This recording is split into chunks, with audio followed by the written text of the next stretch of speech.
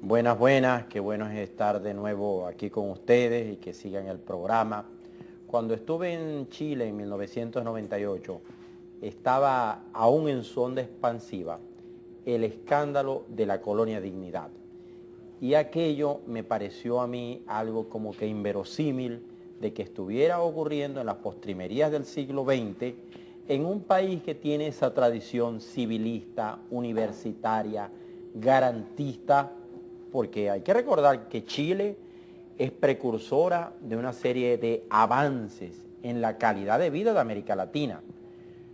Pero resulta que el escándalo de la colonia Dignidad o Villa Baviera era dolorosamente cierto y lo he seguido a lo largo del tiempo y particularmente en este año de 2006 cuando finalmente se ha hecho justicia sobre el primer indiciado. Veamos primero que nada dónde geográficamente está ubicado. Miren allí esa inmensa franja, recuerden que Chile es un país playa, pues abajo de Santiago hacia el sur, más o menos unos 90 kilómetros, está la llamada Villa Dignidad. Tenemos otra toma con el detalle, ahí está Villa Dignidad o Villa Baviera también, queda bajando de Santiago hacia el sur, hacia la región del Biobío, por San Carlos. Pues bien, esa colonia alemana se instaló exactamente a principios de los años 60. Fue un grupo de colonos alemanes. Se recuerden que todavía para los años 60, 15 años después de la Segunda Guerra Mundial, estaba en plenitud la diáspora de los alemanes, que por los fantasmas de la represión nazi, la pobreza profunda que vivía Alemania para la época, con la depresión, más la partición del territorio, porque resulta que una parte estaba ocupada por los rusos y otra por los occidentales, esa diáspora arrojó un número considerable de germanos por los países del sur. Algunos fueron a Argentina, otros a Uruguay, un número importante a Chile. Y allí en aquel puntico montaron una especie de campamento experimental bajo el liderazgo de un hombre llamado Paul Schiffer. La colonia pretendía establecer un modelo de vida, digamos, idílico, romántico, algo así como lo que hicieron los socialistas románticos, los que fueron a Estados Unidos y los que salieron de Francia por ahí en el siglo XIX. En todo caso, al principio se desenvolvieron una serie de actividades eminentemente filantrópicas, de actividades culturales, de beneficencia. Fíjense algunos de los letreros que tenían: benefactora dignidad, porque era que atendían a los más pobres, recibían niños huérfanos en su seno, les daban actividades extracátedras, una especie de beca, y luego los iban llevando por el sendero de las actividades literarias, culturales, musicales. Eso le gustaba mucho al gobierno chileno de la época. Ya vamos a ver quiénes gobernaban a Chile para entonces. Y el protagonista de la película, en aquella época el bueno, era un antiguo enfermero del ejército alemán en tiempos de la Segunda Guerra Mundial, llamado Paul Schiffer. Un hombre de gran carisma, magnetismo, que predicaba una especie de religión laica, seglar, en la cual él era una especie de profeta sin culto definido. Pero fíjense lo peligroso desde el principio. Asumía que el trabajo, el rendimiento productivo eran las claves para la elevación espiritual del ser humano. Schiffer estaba en plenitud de condiciones físicas para aquella época, un hombre de unos 40 años, de un magnetismo. Eso se llama personalidad mesmérica. Se han hecho muchos estudios sobre los tipos de liderazgo que hay, y ese, el carismático, que no tiene que ver con la razón, ni propiamente con el ejercicio de la fuerza, sino que dimana de una especie de fuerza espiritual, envolvente, capaz de hacer que la gente siga sin pensar mucho lo que está haciendo, es precisamente uno de los liderazgos más efectivos, más trascendentes a lo largo de la historia, y ya veremos que más peligroso. En todo caso, allí ven ustedes el dulce viejecito Paul Schieffer, quien constituyó en Colonia Dignidad una especie de coto cerrado donde él era la autoridad civil, militar, religiosa. Era como un estado dentro del estado, una republiquita independiente que para la época de Augusto Pinochet, ya veremos, se le dio mayor autonomía porque precisamente se privilegiaba lo que era la iniciativa privada. En 1997 estalló el escándalo. Un grupo de antiguos huéspedes, muchachos que habían integrado la Colonia Dignidad, resulta que denunciaron ante la opinión pública que no era tan digna, porque allí se practicaba el trabajo sobre bases esclavistas. La gente le aportaba el producto de su labor de 7 días a la semana a beneficio de la colonia. Pero por si fuera poco, y lo más grave, empezaron a señalar taxativamente a Paul Schieffer de cometer abusos sexuales contra menores. El abogado de la causa, que es el representante del Centro Nacional del Menor en Chile, decía que tenía Paul Schieffer particular afición por jovencitos varones de entre 7 y 17 años, que el crimen se ejecutaba en las duchas de los dormitorios donde el anciano, imagínense, insistía en bañarlos personalmente. Él estaba presente, se encargaba de frotarlos y a algunos se los llevaba hasta el dormitorio. Bueno, un caso más de pederastia de los tantos que se han visto a medida que el mundo progresa, porque eso es como que es un mal de la aldea global. Pero una vez que estalló la investigación, se hicieron otras pesquisas, excavaciones, y resulta que también había, allí tienen ustedes una toma, una especie de cementerio particular, es decir, de muertos que no eran enterados a las autoridades civiles, tenían su cargamento de armas, y se puso de manifiesto que operó durante 40 años una grotesca manipulación. Paul Schieffer no era ningún benefactor, ningún filántropo, era un desviado sexual, un delincuente también, porque estaba cometiendo abusos contra menores, que había constituido una especie de coto cerrado a donde el Estado no entraba. Y fíjense que la crítica va al Estado, porque el Estado es para controlar. El gobierno no puede estar pintado a la pared.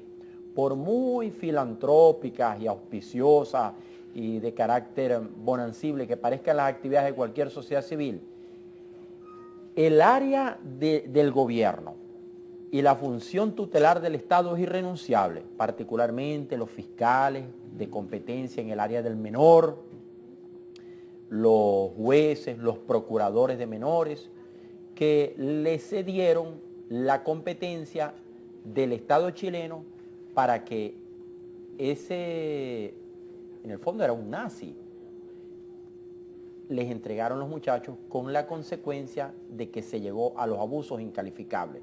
Resulta que tenían también una fábrica de armas, que traficaban con mercancías. Lo peor es que les lavó el cerebro. Había un nivel tal de doblegación que leo aquí. Vestían como zombies, con el traje tradicional de los campesinos alemanes de los años 30. Y allí no entraban funcionarios de la embajada alemana en 2 décadas. Les repito, un coto cerrado para el mundo entero. Ahora, había un nivel de compromiso tal entre los que llegaron y los que vivieron en la colonia, que tenían las evidencias allí.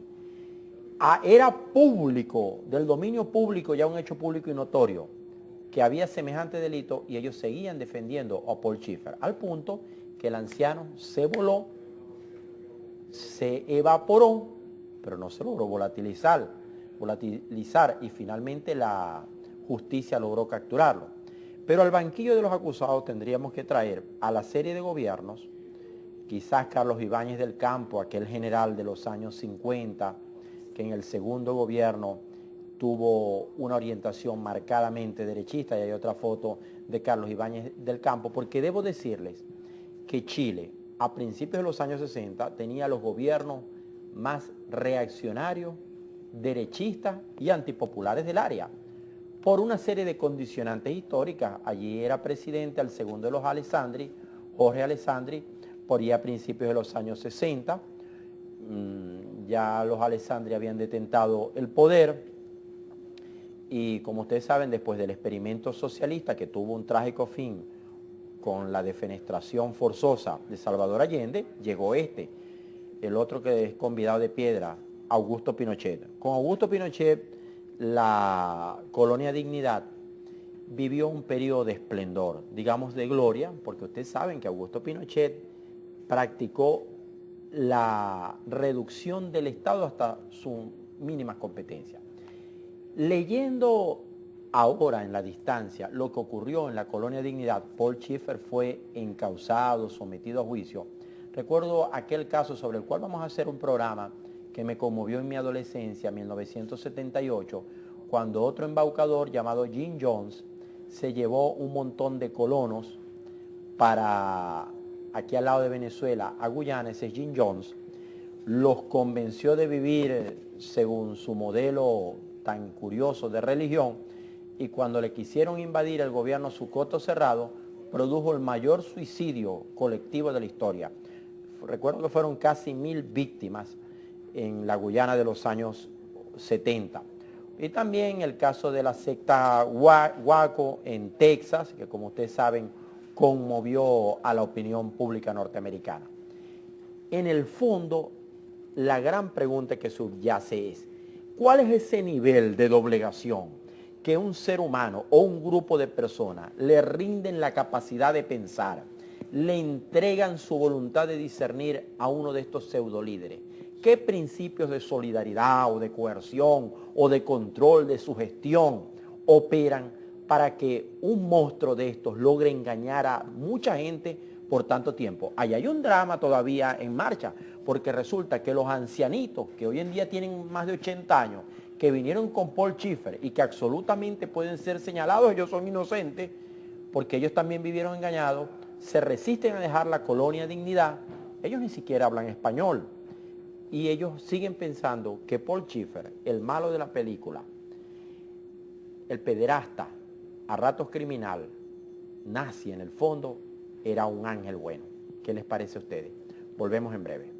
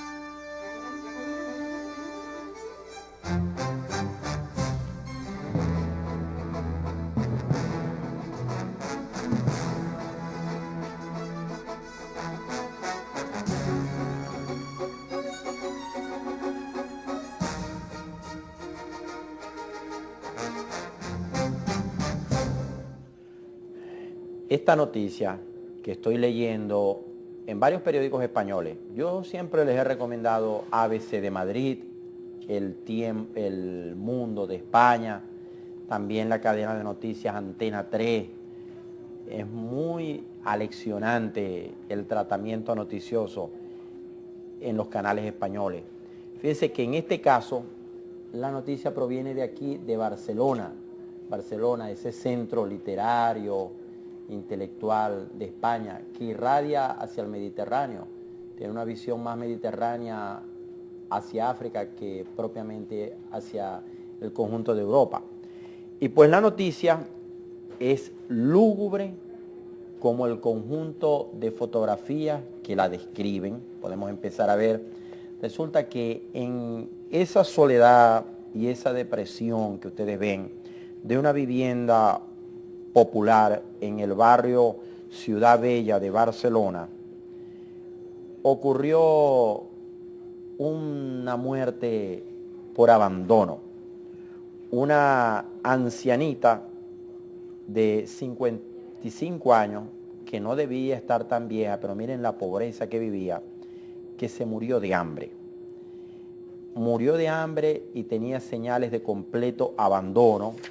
Resulta que le encontraron en el conjunto de las evidencias forenses que estaba totalmente desasiada. Lógicamente no tenía signos de violencia exterior. Dice aquí la nota, en un lamentable estado de higiene, con una bolsa plástica de un centro comercial, una busaca, como decían aquí en Maracaibo, que hacía las veces de pañal, llena de orines y sucio de hace varios días, y una extrema delgadez. La señora, de 55 años, tenía una apariencia biológica muy superior a su edad. Era alcohólica, pesaba solo 33 kilos, estaba desnutrida, tenía llagas en el sacro, la región lumbar, en las piernas, y apareció muerta. Ahora bien, el hijo de la víctima, que es un muchacho de algunos 34 años, ha sido detenido y la Fiscalía Española lo está acusando concretamente por haber dejado abandonada a su madre, por haber permitido que llegase a ese estado de postración y de ser el responsable indirecto de su muerte. Sigamos viendo las fotografías para que vean ustedes el nivel, que no parece eso Europa, sino cualquiera de nuestros pobres pueblos latinoamericanos o por qué no europeos, abandonada, las postas de las cartas. Fíjense que es un barrio, se llama Ciudad Bella, pero realmente no está tan bella, ¿verdad? Allí ocurrió la tragedia.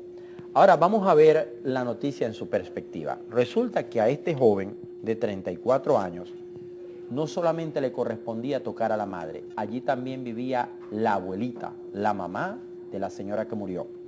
La abuelita de 91 años, quien también está en un estado de postración. Y se ha abierto un verdadero debate entre la opinión pública española sobre el nivel de responsabilidad que tendría este muchacho de atender a su madre alcohólica y a su abuela nonagenaria e inválida también. Cada quien tiene su escala de valores, su gradación de prioridades y su visión particular del mundo. Por eso, si yo fuese juez o me tocase fungir como abogado en la causa, tendría enormes limitaciones porque me haría una serie de preguntas.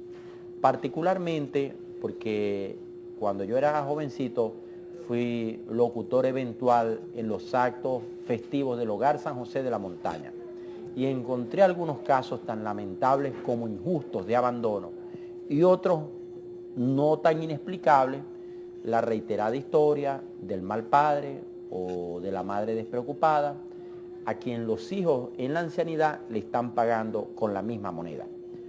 Entonces yo tendría varias lecturas sobre el episodio. Lo primero, la responsabilidad de los hijos para con los padres es, digamos, que irrenunciable. De hecho, si el Estado español encausa y sanciona a este joven por el abandono de la madre, habrán hecho abstracción de la responsabilidad que tuvo o no la madre cuando el muchacho dependía de él. Y estarían sentando entonces un precedente. Pero también me pongo en la humana coyuntura del joven teniendo que lidiar con dos ancianas y teniendo que trabajar a la vez. Es difícil lanzar la primera piedra, porque un caso que yo veo patético una y otra vez es el caso cuando envejecen los padres y también envejecen los hijos. Y a veces llega una casa donde los hijos ya tienen 60 años, los padres 80, los abuelos están centenarios y ahí están todos como si el tiempo se hubiera detenido. La única tropicalización que me atrevo a hacer sobre este tema y este caso realmente tan lamentable es que el amor es la clave de todo. Amor cuando estamos a tiempo de sembrar amor. Por eso siempre le digo, el fin de semana, el rato que usted se logra sustraer a la balumba, a la parranda, al aguardiente como actividad regular, al juego de caballos, al dominó que tanto embeleza y consume tiempo, y se lo dedica usted a la familia, es un tiempo que usted está invirtiendo para el mañana. Eso le garantiza que llegado el momento, los hijos, los nietos, también tendrán tiempo para usted. Pero al otro lado de la moneda, también es importante que los hijos y los nietos y los pequeños entiendan la responsabilidad de ser lo que son y cumplan con los deberes que tienen hacia los mayores. ¿Qué le parece? Volvemos en breve.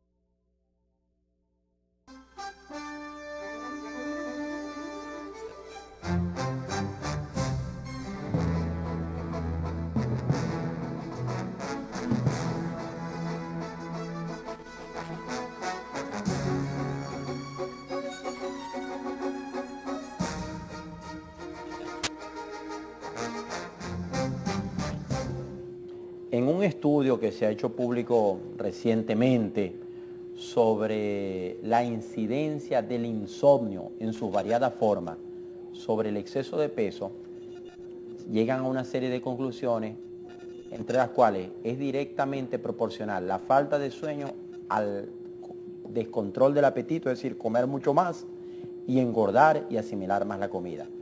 Pues resulta que fíjense cómo son las cosas. Para rebajar o por lo menos controlar el peso hay que dormir. Y qué difícil es dormir. Se los cuenta un insomnio de la vida entera, que si me acuesto muy temprano, me levanto muy temprano, en las madrugadas me desvelo, a veces me cuesta quedarme dormido. Para mí dormir es un problema de la vida entera y estoy seguro que muchos de ustedes también. Pues de mi propia cosecha les cuento que ayudan algunas actividades. Lo físico y lo lúdico, lo recreativo y lo sentimental, claro que sí. Pero eso no depende de uno, porque si no hay con quién jugar, no se juega. Si no hay cómo estar alegre, no se está alegre. Si no hay a quien querer, no se quiere. Y si no hay cómo disfrutar, no se disfruta. Menos dependiente de la suerte, algunas actividades, como por ejemplo, el cumplir una intensa actividad en el resto del día. Tratar de acostarse exactamente a la misma hora para crear un hábito, y el de la lectura. A mí me ha salvado la vida los buenos libros, hasta cortica las revistas, el selecciones del Reader Digest y las condensaciones. Se lo dejo como un regalo. Trate de leer antes de acostarse, porque la televisión, que es muy buena en programas de este tipo y de esta programación, tiene el efecto contrario, que nos engancha y nos somete, nos enciende y nos mantiene más tiempo insomnes. Y yo los voy a seguir esperando para hablar de estos temas y otros que tienen que ver con nuestro crecimiento y los efectos de la interacción global en nuestra vida en otra transmisión de este su programa Redimensión. Hasta entonces.